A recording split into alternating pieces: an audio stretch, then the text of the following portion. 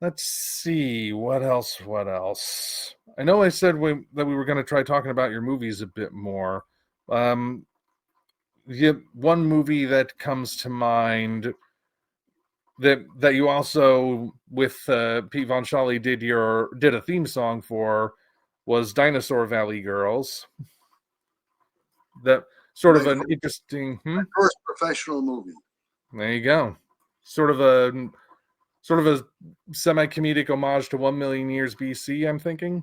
Exactly. It was, in fact, right before we started shooting, I brought the cast over to my house, and I ran a videotape I had of the 1941 million BC. Mm. And I said, Old school. "This is how I want you to act. It's going to seem like old-fashioned silent movie acting, over the top, but you're not going to be speaking English language. So a lot of it's got to be done with gestures and facial expressions and body language and all that." And so that was not a rehearsal, but it was. I made him sit through the whole movie. Hey, that's good preparation. And what sort of insights can you tell us about that? Like, because there's certainly some interesting things that happen in there with the time travel element. The one Allosaurus, you gave him a name. I don't remember what it was. The Jurassic Punk. Yes. And we trademarked that name a year before Jurassic Park came out. And because I knew it was coming. I had friends that worked at ILM. Dennis Muir was a friend of mine, and I knew it was going to be big. And so we were, Pete and I were putting our albums together, and I don't know, it just came to me, the title. And so now there's a lot of science in that song. I researched what it was like, what is now the Morrison Formation, and late Jurassic time, and they got the plants right and everything, and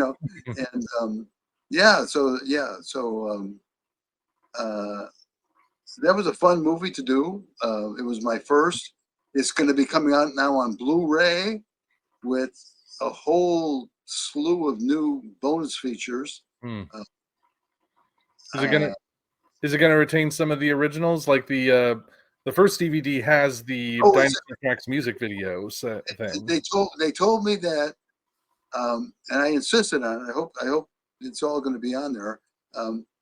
All the bonus features from the original, and there were a lot of them, will be on there. Plus, there's about 3, 4, or 5 new bonus features, including a sit-down interview with me, talking a lot, and then a tour through my house, and then a couple of music videos that I directed with a dancer friend of mine. It's and they're putting optional subtitles that they're doing. They did that. They had somebody go in there and write subtitles for the whole movie. So there's a lot of new stuff on it. There's also a novelization of Dinosaur Valley Girls, isn't there? In fact, you can get it on Amazon right now. It's being sold. I wrote a novelization, and it has some of the scenes that we cut out because movie was running too long. And so everything is complete in the novel. And I also wrote a making of book, which may also be reissued in conjunction with the movie. I don't know if they can get it out in time though. But 2 books, a song, and then the movie itself. Yeah. There's I like some of the little gags you throw in, like when the main character, who's this Hollywood star, going through his own issues, when he starts having these dreams about traveling back through time, and he goes to a museum to find out these 2 guys walk out of the museum, notice him, and one of them says, "Was that?" And the other guy shakes his head and goes, "Charlie Sheen is much taller." And I was like, "Hey, he does kind of like." Those are 2 of our investors from Chicago. In fact, one of them, the shorter one, friendships with me last a long time if they're real friendships. I was going through a photo album in my mother's house in Chicago. Mm-hmm. I found a photo of a birthday party or a Halloween party, one or the other, in our basement, and his mother is in the photo, pregnant with him. Hmm. So that's how far we went back. And yeah, that was a lot of people don't. There's like how many people have? Nobody's ever pointed out that all the cavemen are named after fast food restaurants. Big Mac. Yeah, I did notice that. They're all Yeah. That was one of my jokes, and I made up that whole language myself that they Mm. speak. I didn't want them to speak English. I didn't Mm. want any me Tarzan, you Jane kind of. I wanted to, and I figured that languages may have begun originally because they sounded like what they were, what the act was. So like a little kid says, burn touches something that's hot, it goes owie. Well, that's what Mm-hmm. was my word for pain, owie. And I made up the whole language built on those kinds of things. Yeah, it worked, and of course, some of them start to pick up. At least one of them picks up on some English later on. Well, what's funny was the actors. There was a lot of downtime waiting around doing nothing. They memorized the cave dialogue, and then they started calling each other. They would make up like dirty names, they putting my cave words together, and they would have these funny. They would go, and they would know what they were saying. I didn't know what they were saying, but they did. It was really something. Now that is method. Is there any footage of that's available, or like That was like in the dressing rooms and during lunch and that kind of thing. That's great. One of the things I miss about acting, that behind the scenes stuff, especially if you're playing off of the work you're doing. But what? Let's see. I'm trying to think of other questions about this movie. Well, as far as the song goes, like, what was the inspiration for the theme song, "Dinosaur Valley Girls"? Well, Like, what was the style? we Things were like that. we were going to do another album, another Dinosaur Tracks album, and we were trying to come up with just new. I was just trying to come up with new subjects for music, and Pete Von Schally, my partner, had a movie coming out called Prehistoric from Full Moon Productions. I know that one. And I had this, so I suggested to Pete, why don't you do a song on, we'll do one on Prehistoric, and then we'll do one on Dinosaur Valley Girls. And the inspiration for the style of the song was Eddie Cochran. I don't know if you remember Eddie Cochran from the 1950s. It was Summertime Blues. The guitar started do do do do do do do. That's how our song started out. So that was the inspiration. And Jurassic Punk was just one of those things. It wasn't originally going to be a musical production number like it was in the movie. But what happened was, I was just going to have the scene playing in the movie somewhere with some dinosaur footage over it, and we were at the studio, and it was running really late, and a couple of the girls were getting the girls are getting bored, and two of them, by sheer coincidence, happened to be dance choreographers. They said, "Hey, can we choreograph a dance routine? It would go great with that song." And I said, "Well, sure," because I knew if they would be spending time choreographing this musical number, they'd get them. They wouldn't be bothering me for a while because they'd have something to do while I was doing something else. And then our cameraman said, "Hey, I can rent a jib arm, which is like a mini crane, And if they're going to do a dance routine, I can just go up and down and go all over the place with this routine. Mm. Then I asked, I don't know what made me think of this. I said, are any of you girls afraid to handle a boa constrictor? And I happen to have a pet boa constrictor. And this one dancer said, oh, I love snakes. So I brought the snake down and we did that. And we made this whole musical number, which wasn't even in the script, I don't think. And we finished at 4 a.m. And the reason I put this, I wanted to get the snake in the movie somewhere anyway. And I don't know if are you familiar with Ray Dennis Steckler? He made movies familiar. Red Fink and Boo Boo and The Thrill Killers and some of those things. I think I've heard of those, yeah. Well, he inspired me for the snake. And now here's why. And I told him, I reconnected with him because we were friends back in the 60s. And I reconnected with him just about a year before he died in Las Vegas, where he had a video shop. And I said, I got to thank you for giving me one of my greatest pieces of advice for making a low budget film and increasing the production value of it. And let me tell you what happened. I said, I went to the cast and crew screening of The Thrill Killers.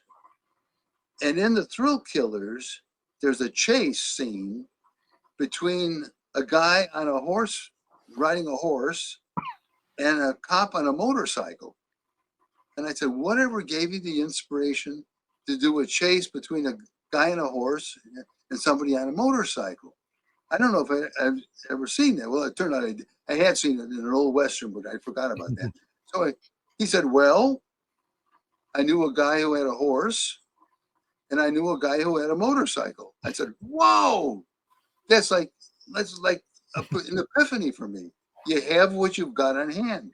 And, the fact that these girls were choreographers made my movie look better because I had two professional choreographers doing choreographing a dance routine. And because we happen to have the jib arm, we can get some crane-like shots in there. And because I happen to have a boa constrictor, we have another bit of production value. We have a live animal, and the girl's not afraid to let it crawl all around her neck and everything. And that's how that whole musical production number came about. It was just one thing, a bunch of circumstances coming together at the right time. And I like to find out what an actor can do on his free time, what their hobbies are, because sometimes they surprise you and can do something in the movie using their own unique talent or whatever it is. And all it does is make your movie look better. It makes it look more expensive than it really is. And that was a lesson I learned, all from Ray Dennis Steckler's chase with a car and a motorcycle. A motorcycle and a horse. Yeah. That is some good advice. I mean, to anyone who out there who's thinking they want to get into doing this sort of thing, but they don't think they have the resources, can't they make it look good? Like, maybe you do have what you need to make your interesting movie. You just gotta think of it the right way, right? Yeah. Any other insights you can give us into like indie movie making? Some tips or anything? Well, the most important thing is you got to come up with the money to make it, and then figure out what you can afford to do, what you can't afford to do. I kind of will, exceed my limits sometimes, but I figure out cheap ways of doing expensive things. Like the scene in Tales of Frankenstein where the monster made up of vampire parts looks in the mirror and sees just a brain floating there. Everybody on the set told me that there's no way you're going to do that. You're going to have to have CGI. You're going to have to have all this stuff done. And I said, no, we'll do it the way they used to do it in the old days. We'll do a split screen and, we'll have the brain hanging on a thread that you won't see in the movie, all kinds of stuff like that.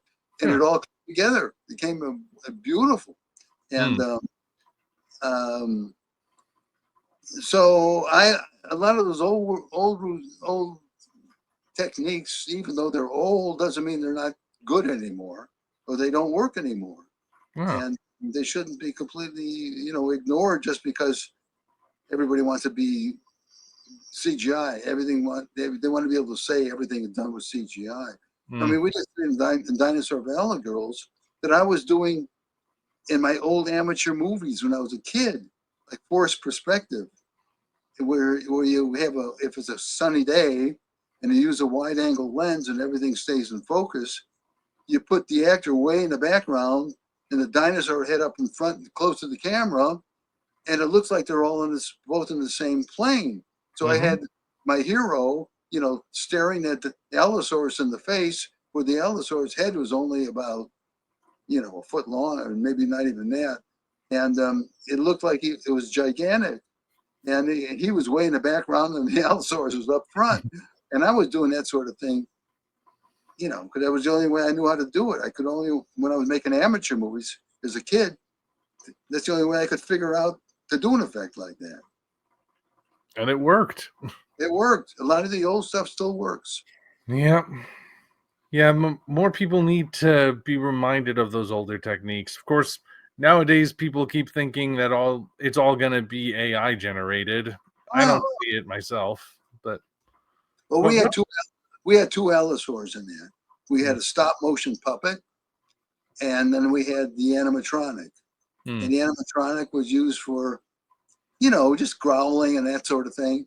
And the puppet was used when you had to see it walking around and fighting and that kind of thing. There was one scene where the animatronic was on its last legs. I mean, it couldn't really do anything anymore.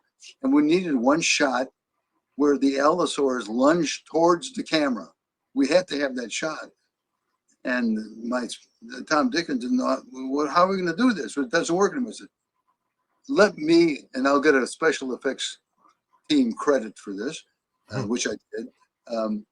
I'll just simply push the figure towards the camera, and the gravity will do the rest. The head will move a little bit, and we'll shoot it. I think we shot it in slow motion, and it looks great. Just it's just coming at you like that, and it was just me pushing it, giving it a shove, and yes, it's imagine what you can accomplish with no money and a little bit of ingenuity. Yeah, it's good to be reminded of that every so often.